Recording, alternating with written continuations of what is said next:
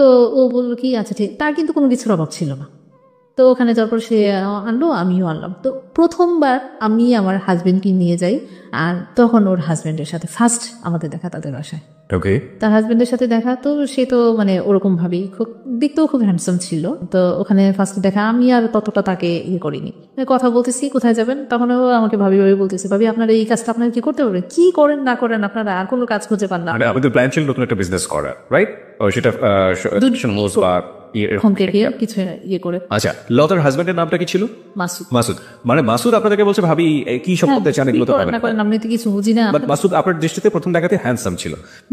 তারপর হলো কি যে তখন আমরা গেলাম, আমার হাজবেন্ড ওরা দুজন গেল বাইকে, আর আমরা রিক্সা করে ওইখানে গেলাম। তো ওখান থেকে দাদির সাথে কথাবার্তা বলে তারা উনি আমাদের পরের দিন আমাদের কিছু কাপড় চোপড় দিল, যেগুলো আপনারা করাই নিয়ে আসবেন। তো আস্তে আস্তে দেখা যায় সেই বেশি করতো, আমি এটাতে নিয়ে আমি এত লুক পাবো কোথায়, আমি কম রাখতাম, আমি নিজে করতাম।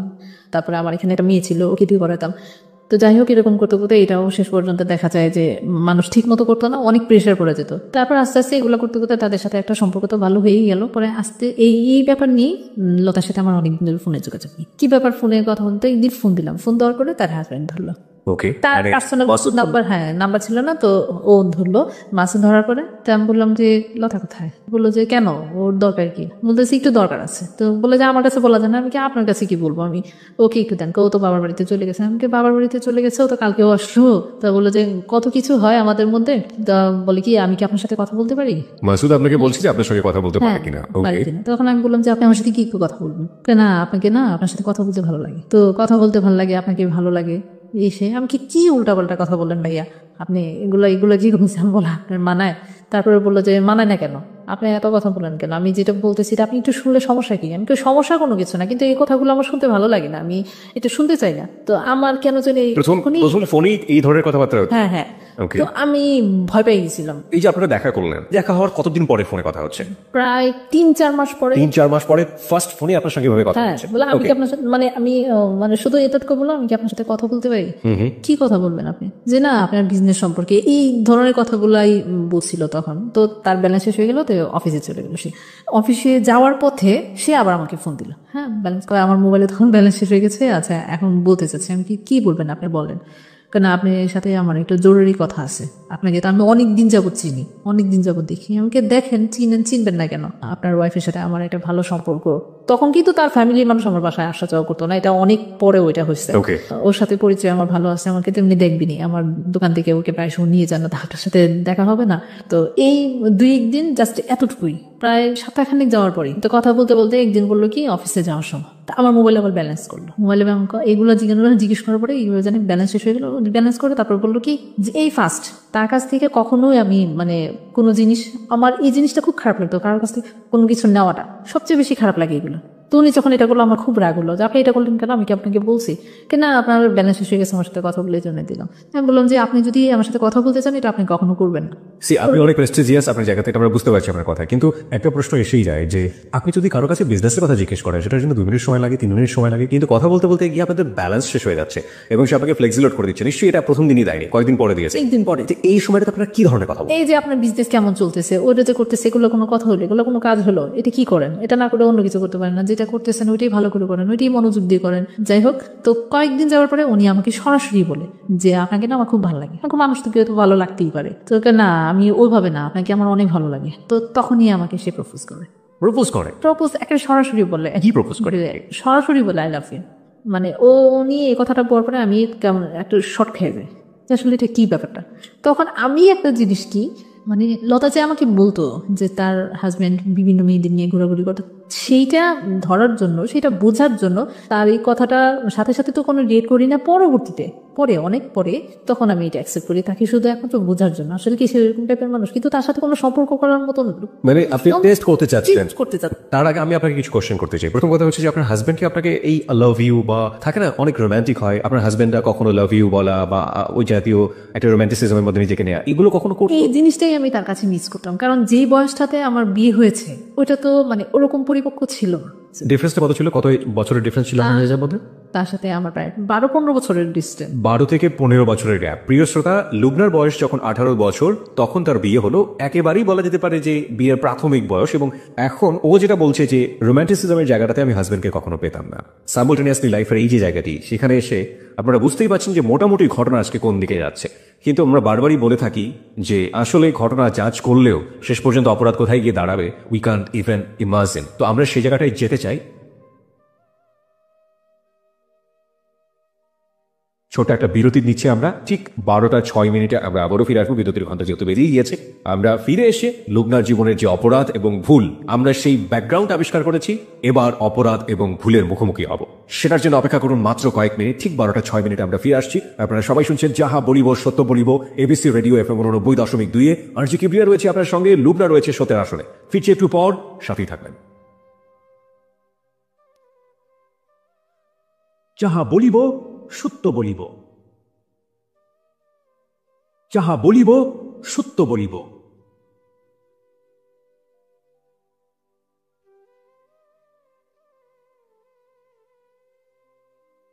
প্রিয় শ্রোতা, 12:06 হচ্ছে সময়। আমরা সংবাদের বিরতির পরপরই আবারও ফিরে এসেছি যাহা বলিব সত্য বলিবতে। আপনি শুনছেন আরজি কিবরিয়াকে, এবং আরজি কিবরিয়ার সঙ্গে রয়েছে আরজি কিবরিয়া টিম, আরজি সুমন ও সাউন্ড এডিটর মঞ্জু। এবং আমাদের সঙ্গে আজকে সত্যের আসনে রয়েছে লুবনা, তার জীবনের অপ্রিয় সত্যগুলো নিয়ে। অপ্রিয় সত্যের ব্যাকগ্রাউন্ড আমরা আবিষ্কার করেছি 11টা থেকে 12টার মধ্যে। এই পর্যায়ে আমরা একেবারে অপরাধ আর ভুলের মুখোমুখি হব। আর আপনাদের সবাইকে বলছি, আপনারা যদি লুবনাকে দেখতে চান, চলে আসতে পারেন আমাদের ফেসবুকে। আমাদের ফেসবুকের ঠিকানা facebook.com/ABC Radio FM 89.2। ওখানে গিয়ে আপনি যে লিঙ্কটা পাবেন, সেখানে লাইক দিলে আপনি সঙ্গে সঙ্গে এই ছবি দেখতে পাবেন এবং ওখানকার মেম্বার হয়ে যাবেন, আমাদের এবিসি রেডিওর মেম্বার হয়ে যাবেন। ওকে লুবনা, ফিরছি আপনার কাছে। আপনি যে জায়গাটিতে ছিলেন, যে আপনি এক ধরনের টেস্ট করতে চাইলেন যে আসলেই লতা সত্য বলেছিল কিনা, সেটার জন্য আপনি এগ্রি করে নিলেন যে okay I love you too, right? হ্যাঁ, তারপর অনেকদিন পরেই হচ্ছিল। যাই হোক, আমার কাছ থেকে এটা অনেকদিন পরে ব্যাক করি। জি। তো এইভাবেই আমাদের দিন চলতে থেকে, কথা বলতে থাকি, ছেলে মেয়েদের নিয়ে কথা হয়। আর ও তখন বেশি বেশি লতাকে আমার দোকানে মানে পাঠাতো, মানে আসলেই সে নিয়ে যেতে পারবে, নিয়ে যাওয়ার ছিল আমাকে দেখে যেতে পারবে। ওকে। হ্যাঁ, তো আমাকে অনেক ফোর্স করতো মানে বাইরে যাওয়ার জন্য, চলো বেড়ায় আসি, ঘুরে আসি। সে আবার লতার কাছ থেকে আমার ফ্যামিলি ব্যাকগ্রাউন্ডটা জানলো যে আমার হাজবেন্ড কিরকম সে। তো আমি যেহেতু ওর কাছে সবকিছু বলতাম, তো ও যখন ওদের স্বাভাবিক সে এত কষ্টে থাকে, সে এরকম করে, এটা স্বাভাবিক আমাদের। হ্যাঁ, জেনে গিয়েছিল। জেনে যাওয়ার পরে এক তো আমাকে তার ভালো লাগে, তারপরে আবার সেই জিনিসগুলো জানতে পারলো, তার মধ্যে সে আমার প্রতি আরো বেশি দুর্বল হয়ে গেল। তো সে আমাকে বলার পরে অনেকদিন পরে আমি তাকে টেস্ট করার জন্য, তো আস্তে আস্তে তার সাথে কথা বলতে বলতে আমিও একসময় বললাম। তো ও আসতো, দেখতাম, মানে আমি প্রথম আগে তো যেতাম যে বান্ধবীর হাজবেন্ড, সালাম দিতাম, কথা বলতাম। তো ও আসলে সালাম দিতে, কথা বলতে কি ব্যাপার, মানে তখন সে থাকতো সাথে, তো ভালোভাবে কথা বলতাম। পরবর্তীতে যখন আমি এটা বললাম, বলার পরে আমার ভয় লাগতো তার সামনে যেতে, মানে কেমন আনইজি ফিল করতাম, মানে খুব লজ্জাও লাগতো যে যাওয়াটা। যাই হোক, তো এইভাবে করতে করতে তো একদিন ফোনে বললাম যে কি ব্যাপার, আমি তো ওকে আনতে যাই, এটা তো তোমাকে দেখার জন্য। আমি বললাম যে দেখার জন্য, দেখা তো হবেই, দেখতেছেন না? আমিও তখন আপনি করে বলতাম, দেখতেছেন না? যাই হোক, এভাবে করতে করতে করতে করতে আমাদের কথা বলতে বলতে অনেক সময় কেটে যায়, প্রায় 1 বছরের মতো। শুধু কথাই বলেছে? হ্যাঁ, কথা। আচ্ছা, এই কথাগুলো বলতেন কখন? রাতের বেলা তো বলার সুযোগ ছিল না, কারণ হাজবেন্ড ছিল। যখন দোকানে থাকতাম, দোকানের সময়টা বলতেন? অফিসে থাকতো। ওকে, তখন ফোন করতাম দিনের বেলাতেই? হ্যাঁ, দিনের বেলা। ওকে, আবার কাছে থাকতাম, বাসায় যেতেন? হ্যাঁ, বান্ধবী। মানে হ্যাঁ, 1 বছরের মধ্যে তাদের ফ্যামিলি ভাবে সম্পর্কটা এমন ভাবে হয়েছে, মানে নিজেদের রক্তের সম্পর্ক মনে হয় নিজেদের আত্মীয়তার মধ্যে। এর মধ্যে লতা আপনাকে কোনো সন্দেহ করে না? না, সে কখনোই আমাকে কোনো ব্যাপারে মানে সন্দেহ করতো না। এই যে একসাথে কথা বলতেছি, অনেক সময় দেখা যায় না যে ভালোবাসি আমরা একজন আরেকজনকে, এই যে কথা বলতেছি, অনেক সময় সে আমাকে একটা মানে আদরের ভঙ্গিতে একটা কথা বললো, কি গো তুমি কি, মানে একটু আদরের ভঙ্গিতে কথা বললো। তো তখন লতা নাই, ও তো মানে বিশ্বাস করে বিলিভ করে, ওই যে আমরা ড্রয়িং রুমে বসে আছি, টিভি দেখতেছি, যখন তাদের বাসায় গেলাম, বাসায় যাওয়া আসা শুরু হলো, ও যখন চলে যেত তখন ও এসে আমার হাতটা ধরতো বা কথা বলতো, এরকম মানে কথা বলতাম একজনের, মানে ওরকম ভাবেই কথা বলতো। মানে লতা পাশের রুমে থাকা অবস্থায় কাজটা হতো? হ্যাঁ, তো ওরকম ভাবে কোনো ওরকম খারাপ কোনো কথা ওর তখন আমাদের মধ্যে হতো না, ওরকম ভাবে না। আপনি যেটা বলছিলেন যে আপনি প্রথমে টেস্ট করার জন্য আপনি এগ্রি করে ফেলেন যে ঠিক আছে আমিও লাভ করি, কিন্তু 1 বছরের সম্পর্কের কথা বলছেন? 1 বছরের টার্গেটটা ওরকমই, তখনও কিন্তু ওরকমই ছিল, 1 বছর ধরে এরকম। হ্যাঁ, আমার টার্গেটটা আসলে আমি ওরকম ভাবে একটু স্ট্রংলি, মোটামুটি মানে একটু স্ট্রং ছিলাম। আর আরেকটা ব্যাপার হচ্ছে কি, যেহেতু আমি মেরিড পার্সন, আমার বাচ্চা আছে, হাজবেন্ড আছে, এগুলো নিয়ে কথা সবসময় এই মাথায় থাকতো, এটা যে আমি একটু কনফিউশন থেকে আমাদের শ্রোতাদেরকে দূরে নিয়ে আসতে চাই। প্রত্যেকটা সম্পর্কের একটা গোল থাকে।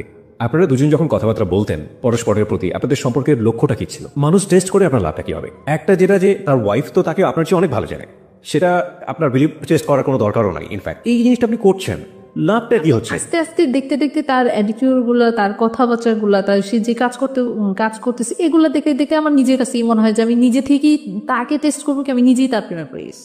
ওকে, নিজে আপনি তার প্রেমে পড়ে গেলেন এবং এটা বছর খানেকের মধ্যেই। আচ্ছা, কিন্তু প্রেমে পড়ার আগে আপনি তো আপনার লিমিটেশনগুলো জানতেন যে আপনার একটা সংসার আছে, আপনার হাজবেন্ড আছে, আপনার বাচ্চা আছে দুটো, এবং তারও তো সংসার আছে। দুজনেই আপনার সম্পর্কে খুব ভালো জানতেন, কিন্তু আপনারা কি চাইতেন? মানে কথা বলতে ভালো লাগতেছে, ভালোবাসতেছি, যা ভালো লাগছে আপনারা সেটা করে যাচ্ছে। হ্যাঁ সেটাই কথা বলতে যাচ্ছি, মানে করে যাচ্ছি। ঠিক আছে, হয়তো আমি আমার হাজবেন্ডকে নিয়ে কখনো বেড়াতে যেতে পারতাম, সে কোথাও মানে 6-7 বছর ঢাকা থেকেছি, কোথাও নিয়ে যায় না, ছেলে মেয়েদের নিয়ে চলো একটু বেড়াতে যায়, এই জিনিসগুলো তার মধ্যে ছিল না। ওকে, ঠিক আছে। তো মাঝে মধ্যে যখন বলতো যে আজকে ফ্রি আছো চলো একটু বেড়াতে যাই, ও বলতো। হ্যাঁ, তো আমিও আচ্ছা, আপনিও কি কখনো জিজ্ঞেস করছেন তুমি তোমার ওয়াইফকে নিয়ে বেড়াতে নিয়ে যাও কিনা? আমার ভালো লাগে না। ও বলতো ভালো লাগে না। হ্যাঁ। তো ভেরি ভেরি ইম্পর্টেন্ট পয়েন্ট প্রিয় শ্রোতা, সেটা হচ্ছে যে ওনার কিন্তু বেড়ানোর অভ্যাসটা মনের মধ্যে আছে এবং সেটা আলটিমেটলি নিজের ওয়াইফের সাথে উনি প্র্যাকটিস করছেন না। কেন করছেন না সেটা অন্যরকম একটা ব্যাখ্যা থাকতে পারে। আচ্ছা, আপনার হাজবেন্ড যদি আপনাকে বেড়াতে নিয়ে যেত বা আপনার হাজবেন্ড যদি আপনাকে ওই যে খুব রোমান্টিক একটা মোমেন্টে বলতো আমি তোমাকে অনেক ভালোবাসি, তাহলে কি এই মানুষটার আপনার জীবনে কোনো প্রয়োজন থাকতো? কোনো ঘটনাই ঘটতো না তখন, কোনো ঘটনাই ঘটতো না।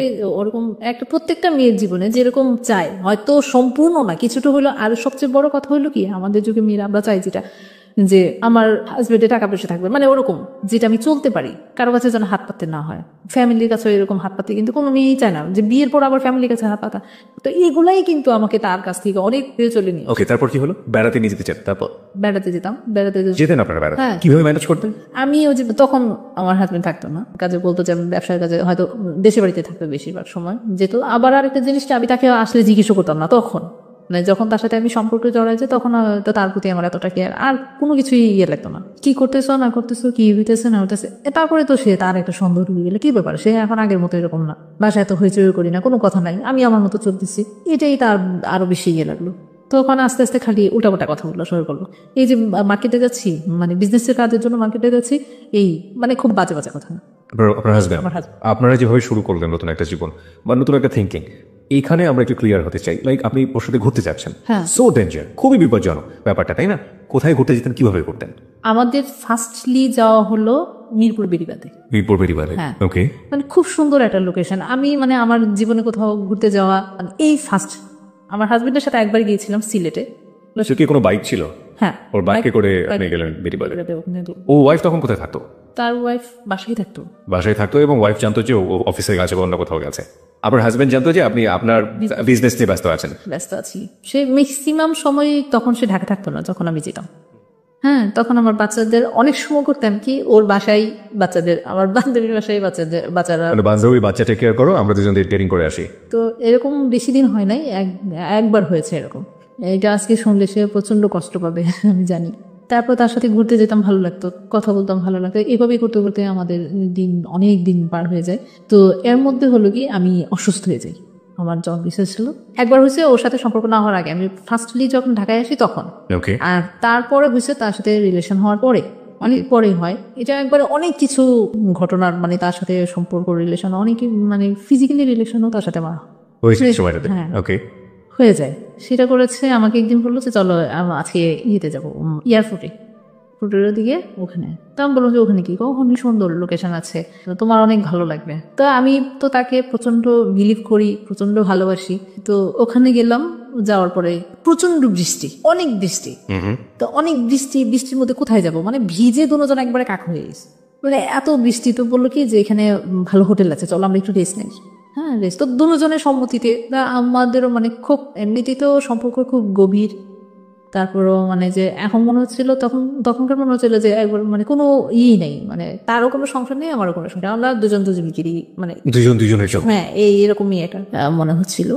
যাই হোক, ওখানে যাওয়ার পর তো হঠাৎ করে আমাদের মধ্যে একটা, যেহেতু দুজনই এক ভেজা, তারপর সামনাসামনি ভালোবাসার মানুষ, এর মধ্যেই আমাদের একটা রিলেশন হয়ে যায়। তারপরে আমার খুব গিল্টি ফিল হচ্ছিল তখন, মানে তার চেয়ে খারাপ মনে হয় যে আমার জীবনেও আমি এরকম খারাপ ফিল করিনি কখন, এত খারাপ লাগছে। তারপরে আমি তার সাথে অনেকক্ষণ কথাও বলিনি, তাহলে মানে আমরা দুজনের সাথে অনেকক্ষণ কথা বলিনি। তখন সে আমার কাছে সরি বলছে যে আসলে এরকম একটা চিন্তাও করতে পারি নাই, তোমাকে আসলে আমি মন প্রাণ থেকে ভালোবাসি, কিন্তু এভাবে কখনো কোনো কিছু হবে এটা বা। যাই হোক, পরে ওখান থেকে চলে আসি, তার সাথে অনেকদিন আমাদের দুজনের মধ্যেই আবার 2-3 দিন যাবত কথাবার্তা হয় না। পরে আবার সেই ফোন দিল, তাই আস্তে আস্তে আস্তে আস্তে আবার কথা শুরু হলো। তখন এয়ারপোর্ট থেকেই মানে বেড়াতে যেতাম কম, অ্যাক্সিডেন্টলি কখনো যদি কোনো কিছু হয়। তো এর মধ্যে আবার কি যে আমি আমার হাজবেন্ডের সাথে যে কথাবার্তা বলি না আগের মতো এরকম না, আর তখন মনে হচ্ছে একটু আরো বেশি তার সাথে আমার সম্পর্কটা আরো খারাপ হয়ে গেল। হাজবেন্ডের সাথে? হ্যাঁ, হাজবেন্ডের সাথে আরো খারাপ হয়ে গেল। মানে একটা হচ্ছে যে মানুষ যখন আরেকটার প্রতি ভালোবাসা বা যে কোনো একটাতে পড়ে যায় তখন মনে হয় এই সমস্যাগুলো হয়। তো এতদিন পর্যন্ত জ্ঞান করে তার কোনো কিছু করতে পারি না, এখন আবার এরকম তার মধ্যে মানে কোনো কিছুই। আর সেই খুঁটিনাটি অনেক কিছু খুঁজতো, কারোর সাথে কথা বললে যদি আমার কোনো কাজিনরা ফোন দেয় কথা বলে, আবার ধরেন দোকানে অনেক মহিলারা আসে, অনেক সময় দেখা যায় কি তারা বাসায় গিয়ে কোনো একটা জিনিস প্রয়োজন করলো, তার হাজবেন্ড ফোন দিয়ে আমাকে ফোন করলো, এটা স্বাভাবিক হতেই পারে। তো যখনই কেউ যদি ফোন করতো সে আবার কন্টিনিউ আমার মোবাইল চেক করতো। হাজবেন্ড আপনাকে সন্দেহ করে? হ্যাঁ, যখন আমার ফোন ইউজ করলাম, ফোন নিলাম আমি, তখন থেকেই তার এই জিনিসটা মানে খুব ইয়ে হয়েছে যে সন্দেহ করতো যে মানে তখন তুই তো খাড়ির মধ্যে চলে তুই কোথায় গেছিলি, ওই যে এখানে গেছিস, ওই যে মার্কেটে যাস। অনেক সময় দেখা যাচ্ছে সে থাকে না, আমাকে মার্কেটে যেতে হয় একাই, কোনো কিছু প্রয়োজন করলো গিয়ে পুরুষ মানুষের সাথে গেছলে এই করতে, বাচ্চা বাচ্চা কথা বলতো, ঝগড়াঝাটি হতো। হ্যাঁ, গায়ে হাত তুলতো, গায়ে হাত দিত। কি সেই কন্টিনিউ তার একটা অভ্যাস ছিল কি একটা থাপ্পড় দেবে, মানে থাপ্পড়টাতে লাগতো অনেক, মানে এমন ভাবে গায়েগুলো হাত দিত কিন্তু এগুলো কারোরে দেখানোর মতো না, বোঝানোর মতো না, কিন্তু আমি খুব মানে ব্যথা পেতাম, বলতাম যে অনেক সময় কান্নাও করতাম। আমি কি এইভাবে মানুষকে বাচ্চাদের সামনে কখনো এরকম করেছে? হ্যাঁ, বাচ্চাদের সামনে এগুলো নিজের বাচ্চাদের সামনে কিভাবে কথা বলতে হয় সেটাই কি জানে না। এই যে ব্যাপারটা যেটা আপনাদের মধ্যে সম্পর্ক ধীরে ধীরে ধীরে ধীরে হাতাহাতির পর্যায়ে চলে আসছে, এই সময়টাতে তো মাসুদ আপনার জীবনে একেবারে ওতপ্রোতভাবে জড়িয়ে গেছে। আমি যদি আপনাকে ফ্র্যাঙ্কলি আপনার কাছ থেকে জানতে চাই, আপনার জীবনে লাভ কি এটাই, মানে লাভ ফার্স্ট লাভ বলতে কি এই মাসুদই ছিল? এর আগে আপনি কোনো ছেলের সাথে প্রেমে পড়েননি? না, সুযোগই হয় না। একটা মেয়ে একটা ছেলেকে লাভ করছে যখন তার বেবি হয়ে গেছে, যখন তার সংসার হয়ে গেছে, তার আগে সুযোগ হয়নি কিংবা মন থেকে ফিলই করেনি। তার জীবনে ফার্স্ট লাভ, চিন্তা করে দেখুন, যারা এখানে শুনছেন যারা অনেকে ম্যাচিউর, তারা জানেন যে জীবনের প্রথম লাভের প্রতি, ভালোবাসার প্রতি এফেকশনটা কতটা তীব্র হয়। আর এখানে এফেকশন প্লাস কত ধরনের অপরাধ, ভুল এবং একই সাথে কনফিউশন, অনিশ্চয়তা, কত কি যুক্ত হয়েছে এটার সাথে। হ্যাঁ, তারপর কি হলো? তারপরে আস্তে আস্তে সে তাকে যখন জানাতাম, সে এই যখনই আসতো কি করতো না করতো আমার কাছ থেকে আবার জানতো, জানলে সে এখানে অনেক কথা বলতো, কি করতেছো তুমি, থাক কোনো কথা বলো না, আমাকে বোঝানোর চেষ্টা করতো। মানে হাজবেন্ডের ব্যাপারগুলো আপনি মাসুদের কাছে বলতেন? ওকে। আর তার সাথে সম্পর্ক হওয়ার পরে এমন কোনো কথা নাই যে সে জানে না আমার, মানে সবকিছু। আমি আরেকটা ব্যাপার কি, তাকে ভালোবেসেছি এমন ভাবে আমি কোনো কিছু তার কাছে গোপন করতে পারতাম না, কোনো কথা বলে যে না বলে থাকতেও পারতাম না। একটা জিনিস যেটা বলার দরকার ঠিক বলার, মানে ওটাও মানে শেয়ার করতাম, বলতাম, সেও বলতো, এরকম। মানে সেও মনে হয় যে বাসায় বেশি সে তার কথা এমন কথা আমি জানি, তার ওয়াইফ মনে আজ পর্যন্ত জানেন। মানে আমি যেরকম ভাবে চেয়েছিলাম আমার একটা লাইফ পার্টনার, সেও মনে হয় এরকম ভাবে এটা চেয়েছে, সে সবসময় বলতো। ওকে, তার ওয়াইফ কি তার লাভ ম্যারেজ ছিল? তার ওয়াইফের সাথে তার লাভ ম্যারেজ ছিল। এটা কেমন ধরনের লাভ ম্যারেজ আরেকটা বলি, সে ওয়াইফ তাকে পছন্দ করতো কিন্তু সে আসলে একটা চাপে পড়ে বিয়েটা করছে, যেটা আমি it was his point of view, মানে সে আপনাকে হয়েও বলেছে, but it was love marriage. Okay fine, আমরা এটা জাস্টিফাই করতে যাবো না, বাট এটা লাভ ম্যারেজ ছিল। ওকে, নেসেসিটি নোজ নো ল, প্রয়োজন কোনো আইন মানে না, নিয়ম মানে না, ঠিক জানি না, তবে সেই প্রয়োজনটা যদি নন এথিক্যাল হয়, সেই প্রয়োজনটা যদি অন্যায় হয়, সেই প্রয়োজনটা যদি এমন হয় যে কারো কাছে সেটা নিজেকে গিল্টি, দোষী এবং অপরাধী করে দেবে নিজের বিবেকের কাছে, তবে সেই প্রয়োজনের কাছ থেকে দূরে থাকাটাও কিন্তু অনেক বড় একটা প্রয়োজন। হ্যাঁ, তারপর কি হল? তারপর সবসময় শেয়ার করতাম নিজেদের সব পার্সোনাল ব্যাপারগুলি আমার, তো আমাকে সবসময় সান্ত্বনা দিত, বোঝাতো। আরেকটা ব্যাপার কি যে ও আমাকে আসলে পরে লাইফ পার্টনারের মতোই সে আমাকে দেখা শুরু করলো, যে আমি বিয়ে করবো তোমাকে, তুমি যদি তাকে ছেড়ে আসতে পারো আমি তোমাকে বিয়ে করবো, আমি তোমার সব দায়িত্ব নেবো। আমি বললাম যে এটা কখনোই সম্ভব, তোমার সাথে তোমাকে আমি ভালোবাসি সেটা ঠিক আছে, কিন্তু মানে এক পর্যায়ে দুজন এক ধরনের ডিসিশনই নিলাম, কিন্তু তার মধ্যে আমার বান্ধবীর একটা বেবি, ফার্স্ট বেবি প্রায় 3 থেকে 4 বছর পরে, তার বিয়ে 3 থেকে 4 বছর পরে বেবি হলো। হ্যাঁ, কনসেপ্ট করে তারপরে মানে আমার সাথে সম্পর্ক হওয়ার পরেই তাদের অনেক পরেই তার মাসুদ বাবা হলো। হ্যাঁ, লতা মা হলো। ওকে, তো ওর এই সম্পূর্ণ জিনিস আমার উপর দিয়ে গেল। মানে আমি তাকে তখন তো লতা আমাকে প্রচন্ড বিলিভ করতো, মনে হয় যে তার ফ্যামিলির মানুষ, তার শ্বশুর বাড়ির মানুষ একদিকে, আমি একদিকে, যে কোনো জিনিসে ওকে ডাকো, ওকে আনো, মানে তার প্রতিও যেন একটা আমার একটা অন্যরকম মায়া ছিল লতার প্রতি। হ্যাঁ, লতার। ওকে, তো ওই সবকিছু হসপিটালে নিয়ে এডমিশন করালাম, ওখানে তাকে দিয়ে আসা, কিন্তু রাতে কখনো থাকে না, এমনি আসা যাওয়া, ওই 2-3 বাজারে তাকে দেখে আসতাম, এটা স্বাভাবিক, যেহেতু একটা সম্পর্ক ভালো, সেই আমাকে নিয়ে যেত। হ্যাঁ, মাসুদ নিয়ে যেত। অনেক সময় বলতো যে আজকে কি যাবা, তো যে হ্যাঁ ওর একটু দেখে আসি, ঠিক আছে তুমি আসো, এদিকে আমি নিয়ে যাবো। এক তো তার সাথে ঘোরা, আর মানে ঘোরা কি ওই পর্যন্তই, তো প্রায় সময় ও আমাকে নিয়ে যেত, তারপরে কন্টিনিউ তো তাদের সাথে আসা যাওয়া, বাসায় আসা যাওয়া, আমাদের বাসায় আসতো, তাদের এখানেও যেতাম।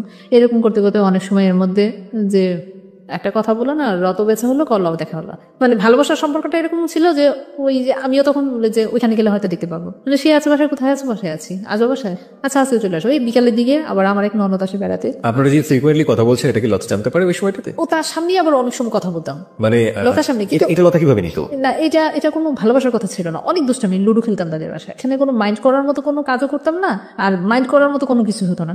যাই হোক, এটা আস্তে আস্তে যখন এগোতে থাকে আমাদের সম্পর্কটা ওরকম গভীর হতে থাকে। লাস্টে যখন ওর সাথে এই সম্পর্ক থাকাকালীনই আমি অসুস্থ হয়ে যাই। অসুস্থ হওয়ার পরে তখন আমি আর নিজেকে কেয়ার করতে পারতেছিলাম না, তখন সবকিছু বন্ধ করে আমি আমার বাড়িতে চলে যাই, দেশের বাড়িতে। আমার আম্মা আসছিল, সে আমাকে ওরকম ভাবে মানে ডাক্তার ট্রিটমেন্টও করতে পারতেছি না, মানে একবার মরণাপন্ন অবস্থা। তো আমি দেশের বাড়িতে চলে যাই। যাওয়ার পরে এক তো তার সাথে ঝগড়াঝাটি, এখন বুঝি কি যে আমি আর পারবো না তার সাথে, তো বাড়িতে চলে যাই। ওখানে যাওয়ার পরে সম্পূর্ণ ডিপেন্ডেন্ট হয়ে গেলাম আমার ফ্যামিলির উপর। ভাইয়া আছে, ওরা সম্পূর্ণই নিল। তো ওখান থেকে সুস্থ হওয়ার পরে আমি আর আসতে চাইলাম না, আমি আর মানে ব্যাক করতে চাচ্ছি না আমার হাজব্যান্ডের কাছে, যে আমার আর ভালো লাগে না জীবন। বললাম যে তুমি যদি কোনো কিছু না করো তাহলে আমি এক ছাদে নিজে তোমার সাথে থাকা সম্ভব না। যাই হোক, এইগুলো নিয়ে যেতে যেতে আমাদের প্রায় 3 বছর কেটে গেল। আমি বাড়িতে, হ্যাঁ, আমার ছেলে মেয়েকে নিয়ে ওখানে ভর্তি করা দিই। তো এদিকে আবার হলো কি যে মাসুদ আমাকে দেখতে পারে না, যার জন্য সে একবার পাগল হয়ে গেছে। তার সাথে আমার আর দেখা হয় না। 1 বছর তার সাথে আমার আর কোনো দেখা হয় না আর কি। 1 বছর মাসুদের সাথে কোনো যোগাযোগ নেই? হয় না, যোগাযোগ হয়, ফোনে কথা হয়, দেখা হয় না, কারণ আমি ঢাকায় আসি না, দেখা হয় না। এর মধ্যে মাঝখানে একবার এসে আমি শুধু আমার জিনিসপত্রগুলো আমি নিয়ে গেছিলাম, আমার বাসা টাসা সব ছেড়ে দিয়েছিলাম, ছেড়ে দিয়ে ওখানে আমার দোকানে সবকিছু নিয়ে আমি বাড়িতে চলে যাই। তো তখনই তার সাথে দেখা হয়, তাদের বাসায় যাওয়া হয়, একদিন থাকাও হয় তাদের বাসায়। পরবর্তীতে যখন বাড়িতে যায়, এর মধ্যে আমার হাজবেন্ডকে নিয়ে বসা হওয়ার পরে তার সাথে অনেক রাগারাগি হয়, আমাদের ফ্যামিলির মানুষও অ্যাডজাস্ট করতে পারতেছে না। পরে এক পর্যায়ে আমি ডিসিশন নিলাম, তোমার সাথে থাকবো না, আমি সেপারেশনে দিই। তারপরে আমি অনেক কিছু হওয়ার পরে এখানে তাকে আমি সেপারেশন দিতে। তো এদিকে হলো কি যে যখন মাসুদ জিনিসটা জানতে পারলো যে আমি সেপারেশন হয়ে গেছি। সেপারেশন মানে কি ডিভোর্স দিয়ে দিলেন? হ্যাঁ, ফ্যামিলির মানুষের উপর আমি ডিপেন্ডেন্ট, তাহলে এই লোকের সাথে থেকে লাভ কি? আমি জানতে চাই আপনার কাছে এই মুহূর্তে যে আপনার জীবনে যদি ওই মুহূর্তে আপনার লাভ, যেটাকে বলছেন মাসুদ, অ্যাডাল্ট্রি বা পরকীয়া যে সম্পর্কটা, এটা যদি না থাকতো, আপনি কি পারতেন আপনার হাজবেন্ডকে ডিভোর্স করতে? না। This is another important point, প্রিয় শ্রোতা। যত কষ্টই হোক, হ্যাঁ বলছিলেন যেটা, যত কষ্টই হোক আমি হয়তো তার কাছেই আমি থাকতাম, কিন্তু এই এত বড় ডিসিশন আমি নিতাম না। এই ডিসিশনটা নেবার পেছনে মাসুদ কি আপনাকে কোনো না কোনো ভাবে ইনফ্লুয়েন্স করেছে? না, সে কখনই করেনি। আপনি কেন করলেন এটা? আমি তাকে মানে আর ওই ভালোবাসাতে জড়ায় পড়াতে তার প্রতি এতটাই মানে আমি আসক্ত হয়ে গেছি যে আমার ওর প্রতি আর কোনো ফিলিংসই আর কাজ করছে না। ফিলিংসই এটা আগেও ছিল না, এখন এটাকে মন থেকে, মাথা থেকে, সবকিছু থেকে এটা দূরে সরে গেছে। ওকে, তো ডিভোর্স আপনি দিলেন, আপনার হাজবেন্ড কি বলছিল ওই মুহূর্তে? মানতে পারছিল সে? না, ও তো ছিল না তখন। আমি এটা করে পেপারস পাঠিয়ে দিয়েছিলাম। তেমন ও জানতো না? না, জান। যখন জানলো তখন কি করলো? তখন সে অনেক কান্নাকাটি করো। এর মধ্যে তো আমাদের বাসায় যায়, যাবো বলে যে তুমি এই কাজটা করো না, এটা কেন করছো, আমি এটা মানি না। ওখানে এসে সে আমার মামাদের সবাইকে ফোন করে বলতো সে যেন আমার কাছ থেকে দূরে না যায়, আমি আগের মতো হয়ে যাবো, আমি ঠিক হয়ে যাবো, আমি আর আগের মতো এরকম কান্নাকাটি করছে, অনেক কান্নাকাটি করছে। কিন্তু আমার আসলে এখন অনেক খারাপ লাগছে আর কি, যে ওই সময় কিন্তু ফিলিংসই কাজ করে, ফিলিংসটাই, তার প্রতি আমার কোনো ফিলিংসই কাজ করতো না। ছেলে মেয়েটা কার সঙ্গে ছিল? আমার সাথেই ছিল। ছেলে মেয়েদেরকে আপনি কি বোঝান? আমি তাদেরকে তেমন কোনো কিছু বোঝাতে হতো না, এই কারণে হতো না কারণ সে তো যা করতো, আমার গায়ে হাত দিত, আমাকে গালিগালাজ করতো, ওরা তো বাচ্চারা সব চোখে তাকায় থাকতো, আমাকে মারতো এসে, ওরা যায় ধরতো। তারপরও আপনি আগলে থাকতেন যদি আপনার জীবনে মাসুদ না থাকতো? ওকে, তারপর তো এরকম করতে করতে তাকে আমি সেপারেশন হয়েছে। এটা সেপারেশন হওয়ার পরে আরো হলো জীবন অন্ধকার। এই মোমেন্টে মাসুদ আপনার সঙ্গে কি রোল প্লে করেছে? যখন আপনি সিদ্ধান্ত নিয়ে ফেললেন তখন মাসুদকে আপনাকে মেন্টালি সাপোর্টটা দিয়েছে? সে আমাকে মানে বলতো যে তুমি আসলে আর একটু চিন্তা ভাবনা করো। না, এমন হতো না যে সিদ্ধান্ত যেহেতু নিয়ে ফেলেছে আর চেঞ্জ করো না, এরকম কোনো কিছু বলতো না? এরকম কোনো কিছু সে আমাকে এই ব্যাপারে কোনো সাপোর্ট করে নাই বা কোনো কথা এই ব্যাপারে, ডিভোর্সের ব্যাপারে সে আপনাকে না, এই সাপোর্ট ব্যাপারে কোনো দিন কোনো কথা বলে নাই সে। এটা আমার সম্পূর্ণ নিজে থেকেই, কারণ আমি ধরেন একটা নেশার মতো অ্যাডিক্টেড হয়ে গেছি, এই জন্যই মনে হয় এরকম ধরনের, এই জন্যই হয়েছে এই ডিসিশনকে। যাই হোক, তাকে এসে যখন পেপারসগুলো পাঠাই দেওয়ার পরে ওই দিন অনেক কান্না করছে। ওই দিন রাতে মানে এত কান্না, আমার বাবা মারা যাওয়ার পরও মনে আমি এত কান্না করিনি, মানে এত কান্না করছে। আমার কেন জানি এত খারাপ লাগছে, খুব খারাপ লাগছে। মানে যে মানুষটাকে আসলে আমার ছেলে মেয়ের দিকে চিন্তা করি, কেন যে মানে আমি আসলে নিজেকেই বুঝাতে পারি নাই যে এটা কি হয়েছে, এটা কেন করলাম, এটা কেন যে এরকম একটা হলো। তো এই জিনিসটা আমার, তারপরে আমি যাচ্ছি, কোথায় যাচ্ছি এটা আবার তখনই মাসুদকে জানালাম যে আজকে এরকম করব। ও আমাকে তখনও বারবার বলতো তুমি একটু চিন্তা ভাবনা করে দেখো, একটু চিন্তা ভাবনা করো, আসলে হুট করে এরকম একটা ডিসিশন নিও না, দেখো চিন্তা ভাবনা করো। আমি বললাম যে আসলে আমি আর পারতেছি না, আমি কি করবো। আবার এই দিক দিয়ে সে আমার মামাদের ফোন করতেছে, কান্নাকাটি করতেছে যে না করেন ওরে এগুলো করতে, পাগলামি করতে না করেন। আচ্ছা ঠিক আছে, আমি একটা কিছু করবো, চেষ্টা করবো, এখন আর আগের মতো চলবো না, আমি ঠিক হয়ে যাবো।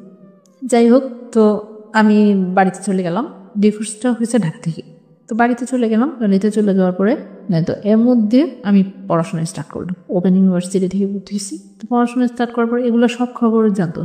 তো আস্তে আস্তে সে করলো কি, যখনই তাকে এই পেপারসগুলো দিলাম তখনই সে আসলে মাস্তুর ব্যাপারটা জানতো।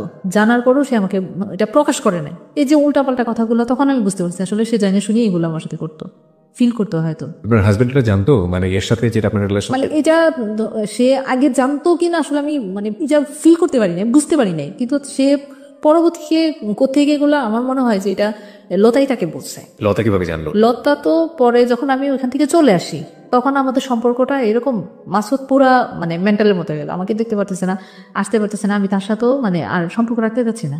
কারণ হচ্ছে কি যে এক তো আমি সেপারেশন হয়ে গেছে, তার সাথে একটা সম্পর্ক হইতে হইতে কীভাবে যেন এটা আমার মানে তাদের মধ্যে এই জিনিসটা প্রকাশ পায়। হ্যাঁ, তো আমার হাজব্যান্ড লতার কাছে বলে যে সে এরকম করলো কেন, নিশ্চয়ই একটা কিছু হয়েছে, তুমি এটা ঘটনাগুলো ভালো করে দেখো না কেন, ভাবি আপনি একটু ভালো করে খোঁজ খবর নেন। তো ও আবার এটা একটু হলো যে আমার কথাও মাসুদ সবসময় বাসায় বলতো, ও এটা নিয়ে একটু সন্দেহ করলো। আমি আরেকটা কথা বলতে চাই, সেটা হচ্ছে আমার ডিভোর্সের জন্য যেটা অত্যন্ত উৎপ্রুতভাবে জড়িত ছিল যে কারণটা, সেটা হলো যে সে আমাকে তো প্রচন্ড সন্দেহ করতো। কি আপনার হাজব্যান্ড? আমার হাজব্যান্ড আমাকে প্রচন্ড সন্দেহ করতো। এই সন্দেহটা আরো বেশি প্রকোপ হলো যখন আমি বললাম যে তার সাথে আমি টোটালি যাবো না, তখনই সে করলো গিয়ে আমার বান্ধবীর সাথে যোগাযোগ করলো। বান্ধবীর সাথে যখন যোগাযোগ হলো, কথাবার্তা বললো, তখন বললো যে ভাবি আপনি একটু দেখেন না প্লিজ, আমাকে একটু সাহায্য করেন, সে কেন এরকম করতেছে। এই আস্তে আস্তে কথা ফুটতে ফুটতে তাদের মধ্যে এটা মাসুদের কথা থেকে এটা প্রকাশ পেল। মানে মাসুদি সবসময় আমার কথা বলে, আমার প্রশংসা, লতা, হ্যাঁ লতার সামনে আমার প্রশংসা করে, আমার কথা বলে, এই করতে করতে মানে আর এদিক দিয়ে আমার সংসারের মধ্যে আমি পুরো সেপারেশন হয়ে যাচ্ছে। তার মানে ওদের অ্যাটিটিউডের মধ্যে আপনাদের দুজনের অ্যাটিটিউডই বুঝিয়ে দিয়েছে যে দুজনের ভিতরে এক ধরনের অন্যরকম সম্পর্ক আছে, এবং যেটার দ্বারা আপনার হাজবেন্ড আপনাকে রীতিমতো সন্দেহ করা শুরু করল। এদিকে লতাও কি ধরনের কোনো কিছু করা শুরু করলো? এইটা তো মানে আবার তার হাজবেন্ডের সাথে শুরু করলো, ছাড়াছাড়ি হয়ে যেতেছে। কেন হইতেছে? সে যদি ভালো হতো সেটা করতো, সে নিশ্চয়ই কোনো একটা কিছু করছে। তোমাদের মধ্যে এমন কোনো সম্পর্ক আছে যেটার জন্য তুমি বাধ্য করতেছো এটা ছাড়ার জন্য। কে আমি করবো কিসের জন্য? ওর হাজবেন্ড কি ভালো নাকি? ও তো সবসময় এরকম জ্বালাইতো, হয়তো তার জন্য এরকম হয়েছে।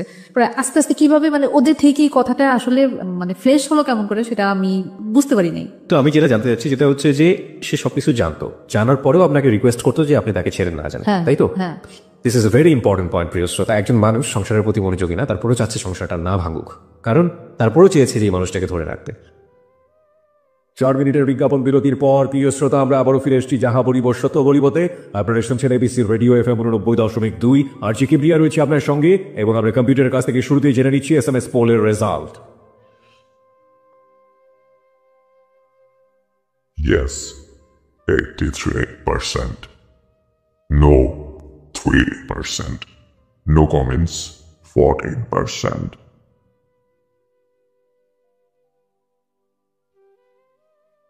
কম্পিউটার বলছে 83% ইয়েস, 3% হচ্ছে নো, এবং 14% হচ্ছে নো কমেন্টস।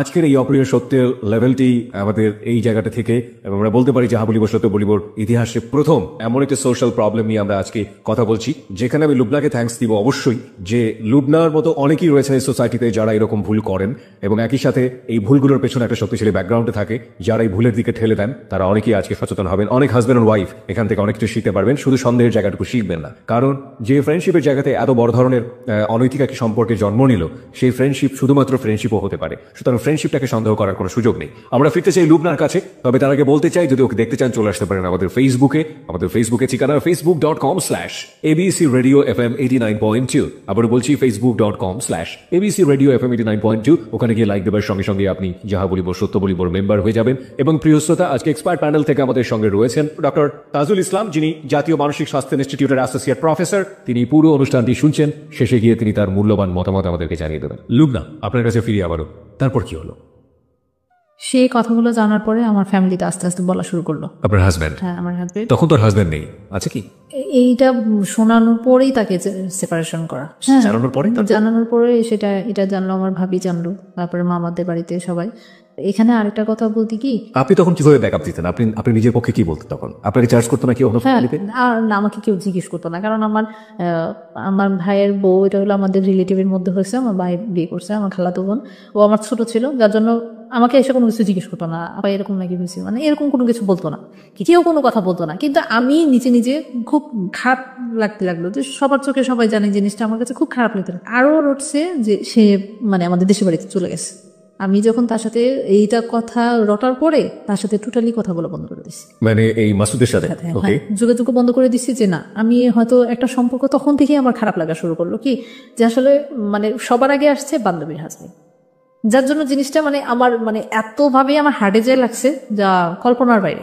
এখন যদি কোনো কিছু ঘটে তাহলে বলবো যে বান্ধবীর হাজবেন্ডের সাথে সম্পর্ক ছিল বিদায় তাকে ছাড়ছে। আর এমনিতেই তো এই কথাটা তো ভালো বলবে না কেউ, ভালো মেয়ে তো বলবেই না।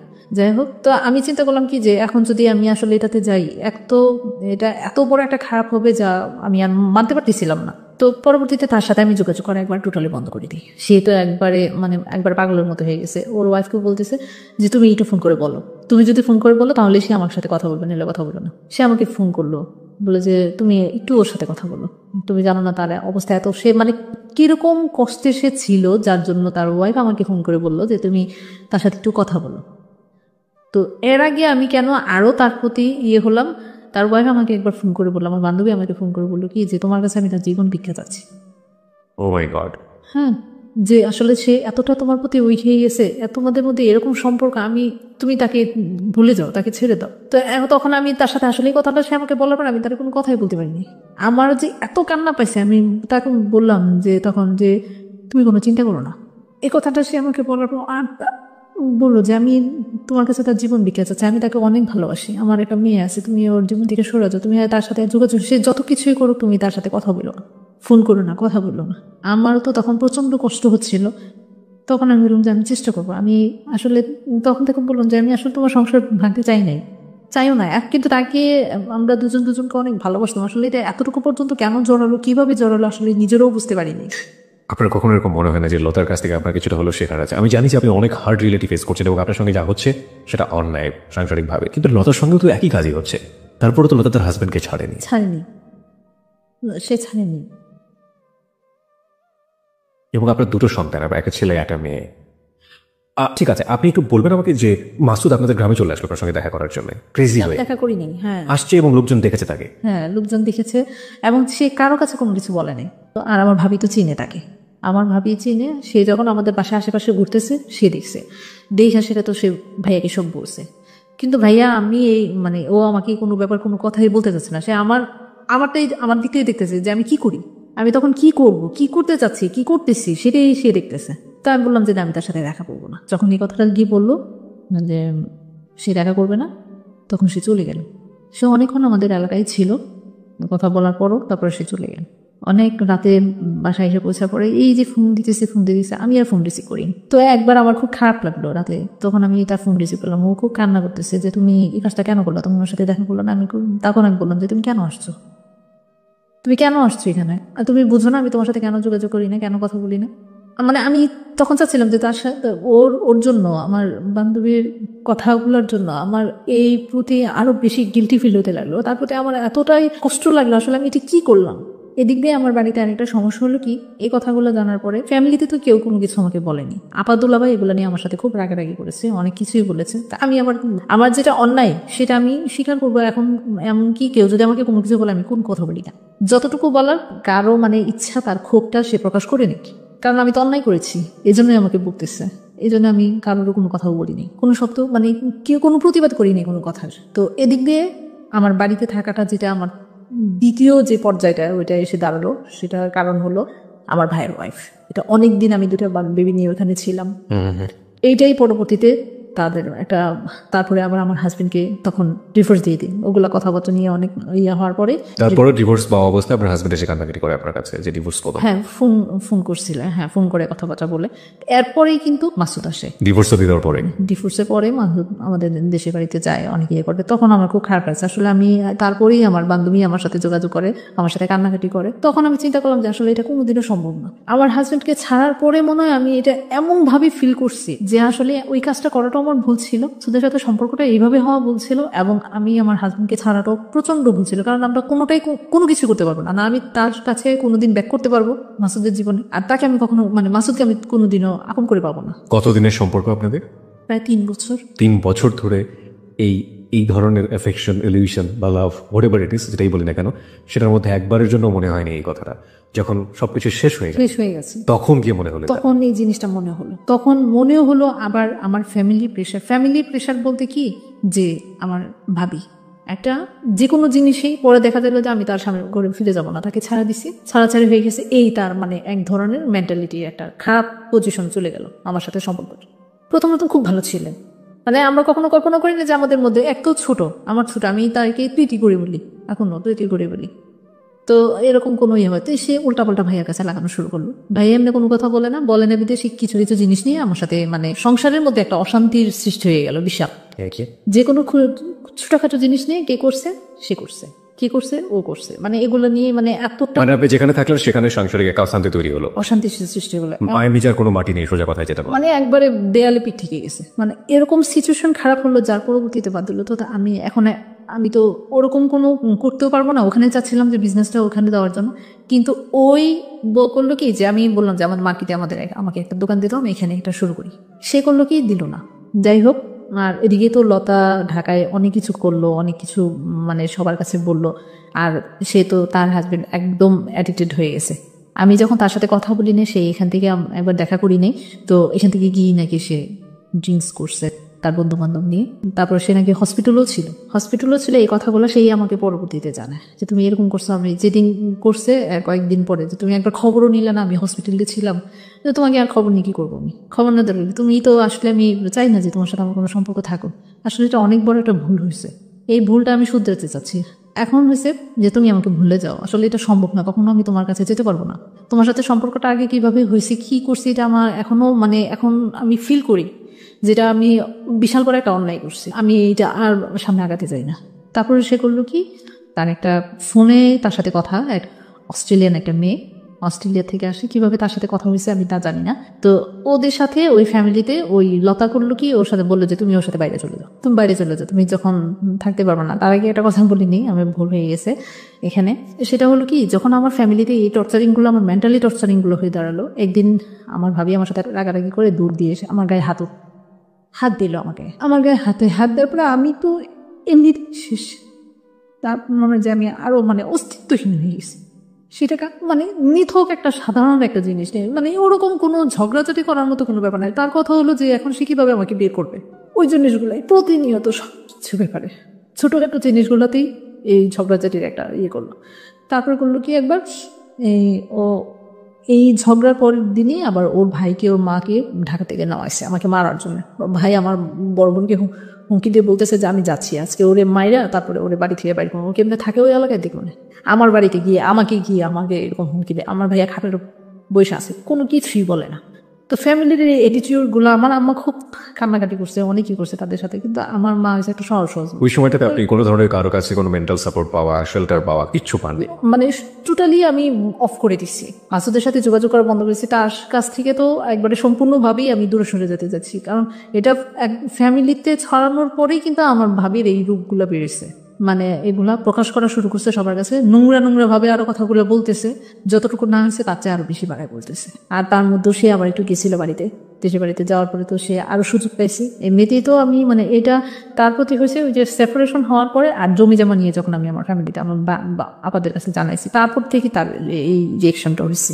তারপরে আমি তার সাথে কোনো কথাই আর যোগাযোগ রাখি নাই, করিনি। পরে একদিন 2012 সালের জানুয়ারি মাসে 3 তারিখে সন্ধ্যার দিকে আমার মোবাইলের কল আসে। তো কল পিক করার পরে বললাম যে কে, বললো যে আমি এক হতবাগা না, মানে বললো কি যে মানে কেউ নাই জীবনে, হ্যাঁ আমি একটা অসহায়, মানে এরকম একটা কথা বলি। তো বললো যে আপনি হঠাৎ করে ফোন করে আমাকে এরকম একটা কথা বললেন কেন, অ্যাকচুয়ালি আপনি আমার এই ফোন নাম্বার পেলেন কোথায়? যে আমি আপনার ফোন নাম্বারটা পাইছি, একটা কল দিছি, ওই রং নাম্বারে আপনার নাম্বারে চলে এসেছে। তো রং নাম্বারে গেছে, তো আপনি আমার সাথে এত কথা বলতেছেন কেন? রং নাম্বারে আমি তো বললাম আপনার প্রথম একবার ফোন দেওয়ার পরে আমি কিন্তু পরিচয় দিইনি, আমাকে জিজ্ঞেস করছে আপনি কি, আপনি অমুক। তা আমি বললাম যে না আমি তো এটা না, তো কেটে দিছি। তারপরে আবার সন্ধ্যার দিকে রাতে আবার ফোন দিছি, ঠিক আছে, রাতে ফোন দেওয়ার পরে তাই বললাম যে আপনি কি কোথেকে ফোন দিয়েছেন? তো বললো কি ঢাকা থেকে ফোন দিয়েছি এরকম। আমি একজন লয়ার বললো, লয়ার? হ্যাঁ ওকে। লয়ার বললো। তো বললাম যে কি ব্যাপারে, কি কথা, আমি এত পেজ বুঝি না, এত কিছু না। তো আমি ভাবছি হয়তো কোনো ঘটকের মাধ্যমে সেই কথাগুলো। তখন কিন্তু আমার ফ্যামিলি মানুষ আবার এই যে গুলো হচ্ছিল বিধায় আমার বড়া পাবার চাচ্ছিল যে একটা বিয়ে শাদী হতে। তো এইভাবে মনে হয় যে সে নাম্বার পাইছে। যাই আমি আর তাকে তত কথা বলিনি, শুধু ডিটেলস বললাম। তো বললো কি 3-4 দিন পরে সে আবার কল দিল। পরে আমি তার ডিটেলস অ্যাড্রেসটা জানতে চাইলাম যে আমরা তো কয়েকজনকে আবার একটু হলো যে এদিক দিয়ে ভাবি আর এদিক দিয়ে বান্ধবী, মানে হয়তো কাউকে দিয়ে আবার কোনো কিছু করতেছি কিনা। তো ও আবার এমনিতে তো চালাক, তো এত কিছু বলে নাই, শুধু বললো যে আমি হঠাৎ করে আপনার নাম্বারটা পাইছি, আপনার সাথে কথা বলে ভালো লাগছে। আমি আমার সাথে কথা বলে ভালো লাগছে, আমি আসলে কথা বলতে চাচ্ছি না, না আপনি শুনেন আগে আমার কথা শুনে। তো এই কথা বলার পরে এইভাবে তার সাথে কথোপকথন হয়। জিজ্ঞেস করলাম কোথায়, তার ফ্যামিলি ব্যাকগ্রাউন্ড দিল। মেইনলি হলো কি সে আমাকে বললো 3 বছর আগে আমার ওয়াইফ মারা যায়, আর 2টা বেবি আছে, 2টা মেয়ে। তো আমি তখন আর কোনো কথা মানে একটু হলাম কি যে আসলে তার সাথে কথা বলি, দেখি কই পর্যন্ত আগায়। কারণ আমার ফ্যামিলির অবস্থাগুলো আমাকে মানে একবারে এতটাই খারাপ করে দিছিল বলার বাইরে। তো এখন আমিও চাচ্ছিলাম যে আসলে একটা কিছু এরকম করে হলেও আমি যদি দূরে চলে যেতে পারি, মানে কেন মন থেকে এই জিনিসটা হচ্ছে না। তো আমি তার সাথে কথা বলতেছি, তার ফ্যামিলি ব্যাকগ্রাউন্ড নিলাম, তো আমার ফ্যামিলি সবকিছু আমি তাকে বললাম। বলার পরে সে একটা সম্ভ্রান্ত পরিবারের ছিল। কিন্তু তার কথাবার্তা ভালোই লাগলো, কথাবার্তা। সে কি চাচ্ছিল আলটিমেটলি? সে অ্যাকচুয়ালি মানে কি চাচ্ছিল, বিয়ের প্রপোজালটা সে আমাকে সরাসরি দেয় নাই, সে আমাকে অনেকদিন পরে প্রায় জানুয়ারির 3 তারিখে 4-5 তারিখ থেকে কথা হলো। তো এরপর থেকে কথা বলতে বলতে ফেব্রুয়ারি মাসের 11 তারিখে আমাদের কলেজ থেকে আমরা পিকনিকে যাবো।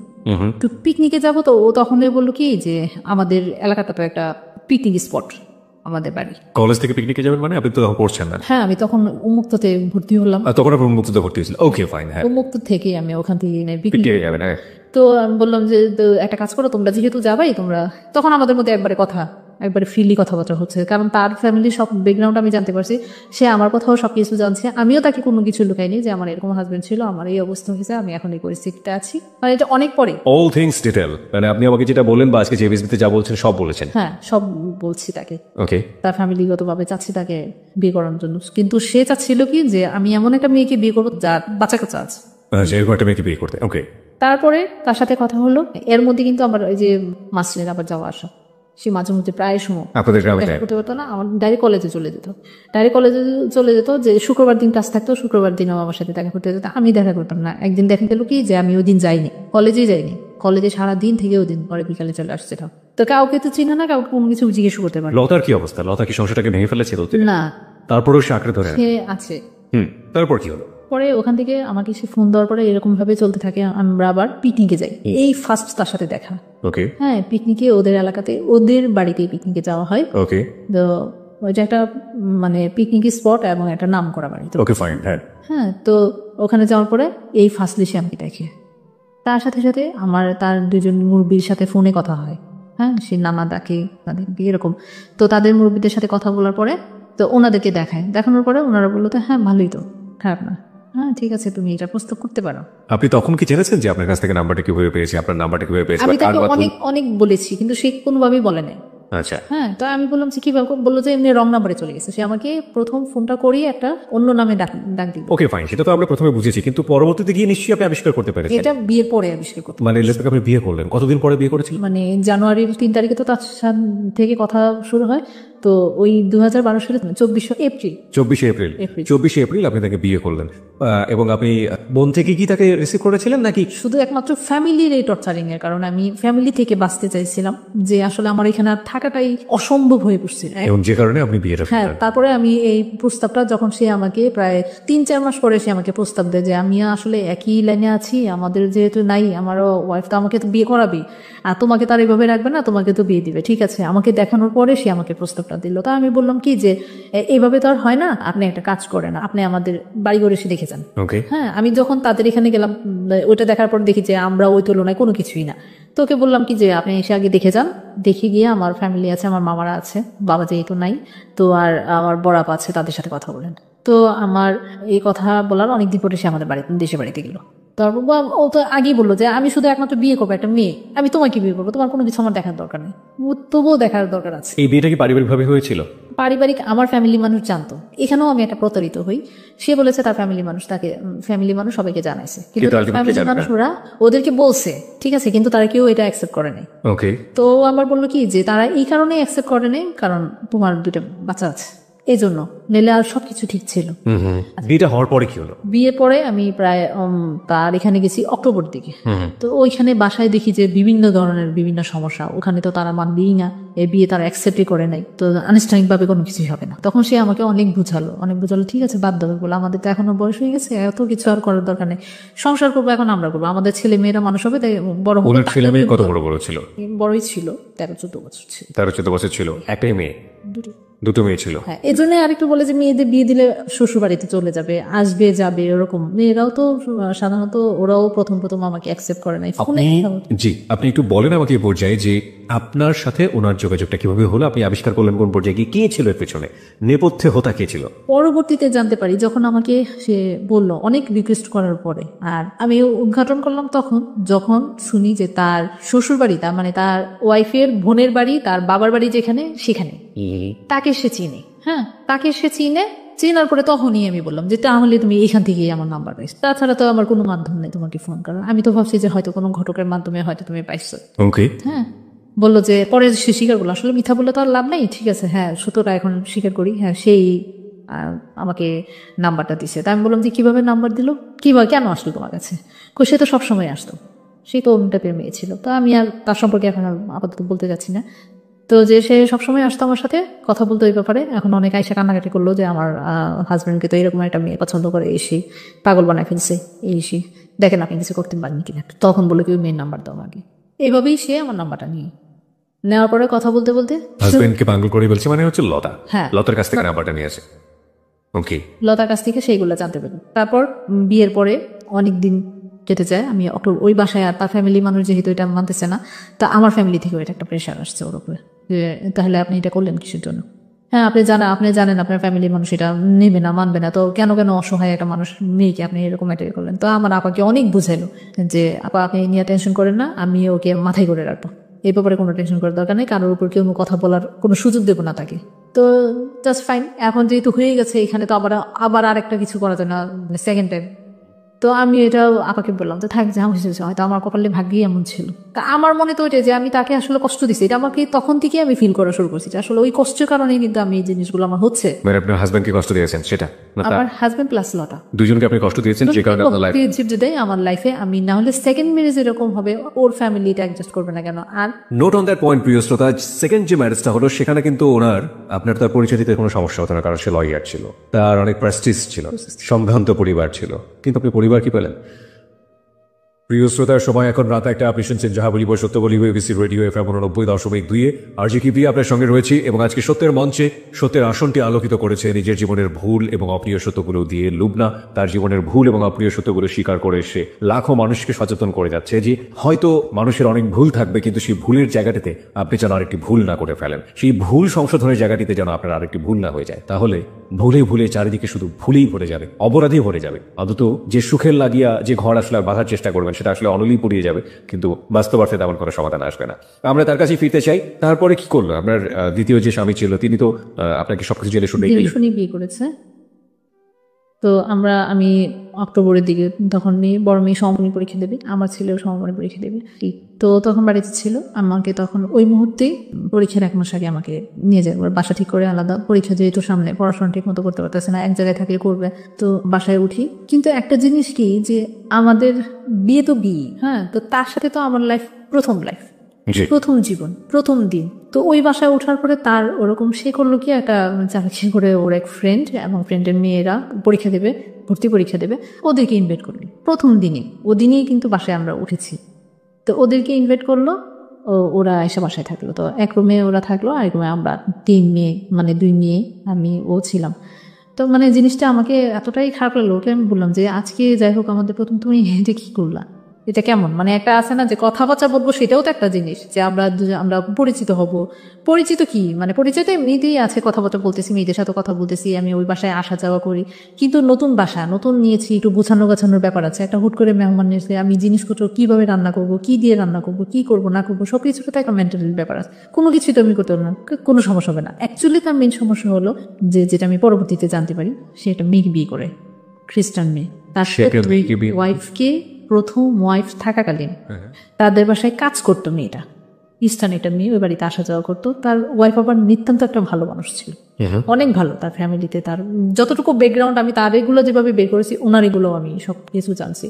এবং ফ্যামিলি মানুষের কাছ থেকে, আমার যাদের কাছ থেকে, ওনার কাছ থেকেও তার প্রশংসা সবসময় প্রতিনিয়ত শুনতাম। আমার শাশুড়ি সবসময় কান্নাকাটি করতো। আপনি কি জানলেন ওই রাতে যে সে? ওই রাতে জানি না, মানে এটা জানছি পরে। সে মানে খ্রিস্টান একটা বউ তার ছিল, মানে ওর ওয়াইফ থাকাকালীন তাকে বিয়ে করে না, মানে পরকীয় ভাবে তাদের সাথে এরকম সম্পর্ক ছিল, মানে অনেক একবারে জটিল ঘটনা ওগুলা। ওর কারণেই তার প্রথম ওয়াইফ মারা যায়। তারপর খ্রিস্টান হয়ে থাকা অবস্থায় আপনাকে আবার বিয়ে করেছে। কিন্তু তাকে জানা নেই, কিন্তু তাকে এমন ভাবে আমাকে সম্পূর্ণ, আমি ওখানে যে বুঝতে পারি যেটা আমাকে সম্পূর্ণ সে ইউজ করছে, একজন সন্তানদের জন্য আমাকে ব্যবহার করছে। তাদের বাসায় এখন একটা মানুষের দরকার, ওই বাসায় সে থাকতে পারতেছে না তার ফ্যামিলির সাথে, কারণ এগুলো নিয়ে প্রতিনিয়ত তাকে কথা বলছে, তাকে বিয়ে করার কথা বলছে, সে করতেছে না। ওই যে এমন একটা, তাকে বিয়ে করার কথা বলছে, মানে আমার সেকেন্ড হাজবেন্ডকে। ওনার সাথে তো আপনার বিয়ে হয়ে গেল, ফ্যামিলি তো জেনে জানাজানি হয়ে গেল, তারপর আবার তার সাথে তার কার বিয়ের কথা বলছে? ঠিকই, আগে থেকে ওইখান থেকে বের করে দেওয়ার জন্য, সে সংসার করার জন্য তাকে প্রেশার দেওয়া হচ্ছিল। কিন্তু সে এমন একটা, আমার মতো এমন একটা মেয়ে, বোকা মেয়ে খুঁজে পাচ্ছিল যে তার ছেলে মেয়ে আছে, ওইটাই তার একটা, আমার একটা দুর্বল পয়েন্ট। সে ভাবছে যে এটা আমার একটা দুর্বল, যে আমার বাচ্চাদের জন্য বাধ্যতামূলক। আরেকটা হচ্ছে যে সে তো আগে থেকেই লতার সাথে তার পরিচয়, লতার কাছ থেকে সে সব খবর জেনেছে, তো এর চেয়ে দুর্বল জিনিস তার নাই। আলটিমেটলি আপনার গৃহ পরিচারিকা যেটাকে বলে, এক ধরনের সার্ভ করার একটা মানুষ দরকার ছিল, সেভাবে আপনাকে নিয়ে গেছে। ওকে, তারপর কি হলো? ওখানে আস্তে আস্তে মানে সবার সাথে পরিচয় করা দিচ্ছে, জানাচ্ছে। কিন্তু এদিক দিয়ে দেখা যায় কি যে সে বাসায় যদি, ঢাকায় যদি থাকতেছে 2 দিন 3 দিন সে দেশে থাকতেছে। কি ব্যাপার, আমি এখানে নতুন আসলাম, আমি চিনি না, জানি না। তুমি মানে একটা আছে না যে একটা ভালোবাসার, ওরকম কোনো কিছুই তার কাছে পাচ্ছিলাম না। তো আস্তে আস্তে আমি বড় মেয়ের কাছেই জানতে পারলাম তো আম্মু কিভাবে মারা গেল, মানে কারণ সে তো তখন একটু বুঝে, ক্লাস 3 না 4 তখন পরে, তখন তার মা মারা যায়। তো ওর কাছে আস্তে আস্তে জানতে পরে এগুলা সে ডিটেলস আমাকে সব বললো, যে আর আমাকে আম্মু বললেই ডাকতাম। পরবর্তী তার আম্মু আম্মু বলে আমার সাথে অনেকটা ফ্রি হয়ে গেছিল। আর ছোট মেয়ে তো একবার পাগল, কোনো কিছু হলেই আম্মু। আর বড় মেয়ে হয়েছে কি, সে তো অনেক কিছু বুঝে। যখন ও ফ্যামিলিতে যেত, ফ্যামিলি দ্বারা উল্টাপাল্টা একটু কথা বলে আইসা আমার সাথে 2 দিন কথা বলতো না। পরে আবার দেখা গেল যে আসলে তারা যে কথাগুলো বলতেছে তার কোনো কিছুই না, আমি তো তাদের সাথে ফ্রিলি। তো যখন আমি এটা জানতে পারি যে তার একটা খ্রিস্টান আছে, তখন আমি বললাম যে তুমি আমাকে এই জিনিসটা জানালে না, তুমি জানো যে আমার সন্তান আছে, আমি তাদের জন্য যেভাবে হোক কোনো কথা তো আমার লুকাই নেই। তুমি যদি আমাকে তখন বলতা যে আমার এটা আছে, তুমি কি মাইনা থাকতে পারবা? আমার প্রথম স্ত্রী কিন্তু এইভাবেই মানতে পারে নাই, সে চলে গেছে ভিতরে। তাই এখন তুমি কি চাও যে আমি এটা ভিতরে যন্ত্রণা সহ্য করে এরকম একদিন সরে যাই? তা আমার তো